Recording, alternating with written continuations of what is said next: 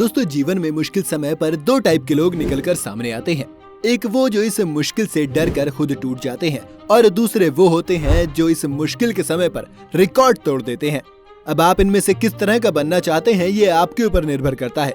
हमें मुश्किल समय से डर कर नहीं बैठना चाहिए, बल्कि हमें इस मुश्किल समय पर पूरे ध्यान लगाकर कोई निर्णय लेना चाहिए। ये मुश्किल समय आपको तब तक ही डरा सकता है और परेशान कर सकता है जब तक आप खुद कोई निर्णय नहीं लेते। तो आपको मुश्किल समय पर नेगेटिव रिजल्ट के बारे में सोचकर दुखी नहीं होना चाहिए, बल्कि आपको ये सोचकर तय कर लेना चाहिए कि इस मुश्किल और खराब समय के बावजूद आप कैसे कुछ अच्छा कर सकते हैं, क्योंकि यही डिसीजन आपकी लाइफ को पूरी तरीके से बदल सकता है। इस दुनिया में जितने ही लोगों ने अपने जीवन को बदला है और जीवन में एक मुकाम हासिल किया है, तो उन्होंने इस मुकाम को हासिल करने के लिए सिर्फ एक डिसीजन ही लिया था। ये कहानी है साल 2011 के वर्ल्ड कप की, जिसमें एक बंदा अपनी खराब फॉर्म के चलते इंडियन क्रिकेट टीम से बाहर हो जाता है। ये टाइम उसके लिए कितना मुश्किल होगा, ये शायद उसके अलावा कोई नहीं समझ सकता। ये आप सिर्फ तब समझेंगे जब वो आप पर बीतेगा, जब आपको अपनी ही टीम से बाहर का रास्ता दिखा दिया जाएगा। ये बंदा कोई और नहीं था, बल्कि वो बंदा आज उसी टीम का कप्तान भी है और हिटमैन भी है। जी हाँ, हम बात कर रहे हैं रोहित शर्मा की। अगर वो चाहते तो इसको अपनी हार का रीजन बना सकते थे। वो चाहते तो इस टाइम से हार सकते थे, रो सकते थे, दूसरे लोगों को दोष दे सकते थे, लेकिन उन्होंने ऐसा कुछ नहीं किया, क्योंकि वो जानते थे कि अगर मैं अभी टूट गया और इस टाइम से हार गया तो वो अपनी लाइफ में फिर आगे कुछ नहीं कर पाएंगे, उनका कुछ नहीं हो पाएगा। तो उन्होंने डिसीजन लिया अपना रिकॉर्ड तोड़ने का।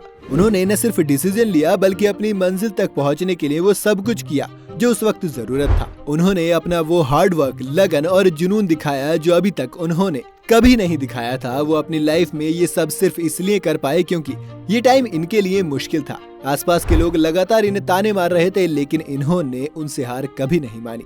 इसके बाद उन्होंने क्या कर दिखाया ये तो हर कोई जानता है। इन्होंने रिकॉर्ड तो तोड़े ही, साथ ही हिटमैन के रूप में अपनी अलग पहचान भी बना ली।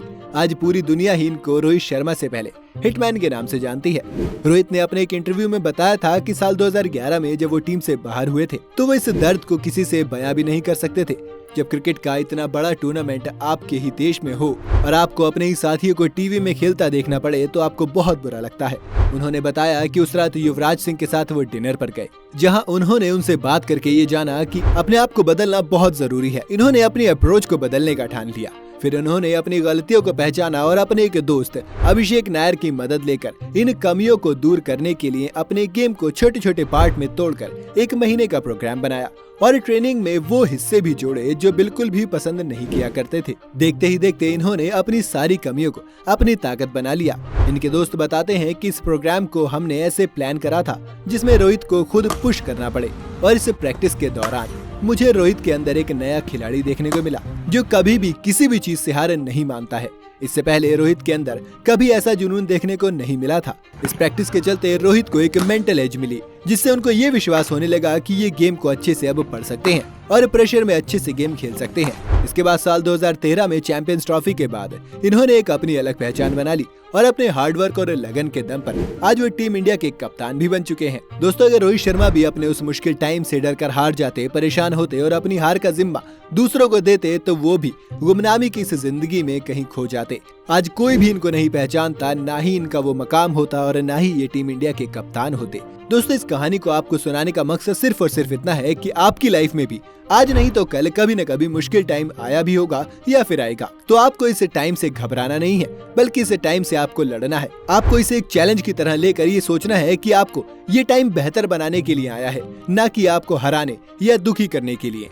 जैसा कि दुनिया में ज्यादातर लोग सोचते हैं कि मुश्किल समय केवल मेरी लाइफ में ही क्यों है, बल्कि हमें तो ये सोचना है कि मेरी लाइफ में ये इसलिए आया है क्योंकि भगवान हमसे इस लाइफ में कुछ ऐसा अलग कराना चाहता है जिसके बारे में मैंने और किसी ने कभी कुछ नहीं सोचा है। दोस्तों, जब भी आपकी लाइफ में टाइम आपके खिलाफ हो और सब कुछ आपके खिलाफ जा रहा हो, तब भी आपको दिमाग में नेगेटिव बातों को नहीं सोचना चाहिए, बल्कि एक पॉजिटिव अप्रोच पर फोकस करना चाहिए कि इस समय में मैं भी अपने लिए क्या बेहतर कर सकता हूँ। आप ही सोचिए, अगर रोहित शर्मा साल 2011 वर्ल्ड कप से बाहर ना किए जाते तो क्या वो अपने ऊपर इतना काम करते और वो 3-3 दोहरे शतक का टैग लेकर आगे चल पाते? शायद ऐसा नहीं होता। इनको ये जुनून तब नहीं मिल पाता जो उनको वर्ल्ड कप से बाहर होने के बाद मिल पाया था। दोस्तों, ये हमारा मुश्किल टाइम ही होता है जो हमें हमारे मैक्सिमम लेवल को अचीव करने की स्ट्रेंथ, जुनून देता है, क्योंकि हम उस मुश्किल टाइम में वो तक कर दिखाते हैं जो शायद हमने भी नहीं सोचा था कि यार ये हम कर भी सकते हैं क्या। तो दोस्तों, जब भी आपकी जिंदगी में कठिन समय आए, आपको टूटना नहीं है, बल्कि आपको अपना ही रिकॉर्ड तोड़ने वाला बनना है, और आप ये बड़े आराम से कर सकते हैं। अगर आपको आज की ये कहानी पसंद आई हो तो वीडियो को लाइक और शेयर जरूर करें। साथ ही सिल्वर लाइनिंग को सब्सक्राइब करना और नोटिफिकेशन बटन ऑन करना बिल्कुल ना भूलिए, ताकि आप ऐसे ही वीडियो रोज देख पाएं।